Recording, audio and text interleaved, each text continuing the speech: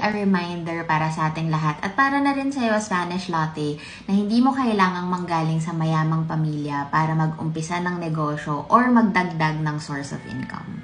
Pwede ka mag-umpisa ng paunti-unti. Ganon yung ginawa din namin ni Josh, yung husband ko. Hanggang kaya mo nang dagdagan paunti-unti yung income streams mo.